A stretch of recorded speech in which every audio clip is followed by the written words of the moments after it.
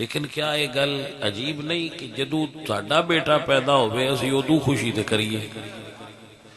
لیکن جدو اللہ نے دنیا تے اپنے حبیب نو بھیجیا ہوئے وہ دن جدو آوے اس دن نو بھی اگر دوبارہ خوشی کر لی جائے تو اے کوئی نامناسب چیز ہے۔ سو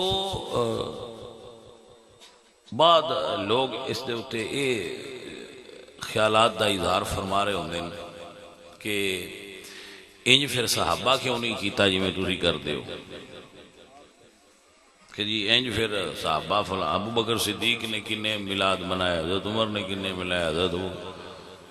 تو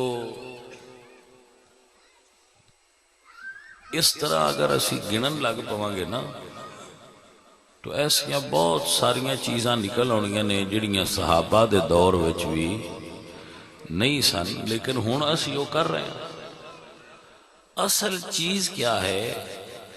اصل چیز ہے کہ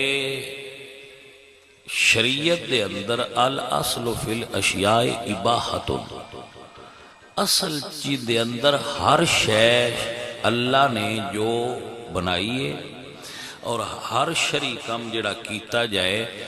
جدے اتے نئی وارد نہ ہوئے، شریعت اس تو منع نہ کیتا ہوئے، او دے واسطے کرن واسطے دلیل دی ضرورت نہیں ہوندی، منع کرن واسطے دلیل دی ضرورت ہے۔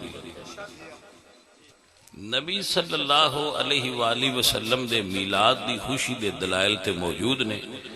لیکن حضور نے ایک جگہ تے بھی یہ نہیں فرمایا کہ میرے میلاد دی خوشی نہ کریا جائے، صحابہ نہیں فرمایا میرے میلاد دی خوشی نہ کریا جائے، اہل بیت نے حکم نہیں دیتا کہ ساڈے نانے دے میلاد دی خوشی نہ کریا جائے۔ تو جدو انہاں اے حکم منع دا نہیں دیتا تے کرن دے دلائل موجود نے تو سانو کر لینا چاہیے، دے کوئی پرابلم نہیں۔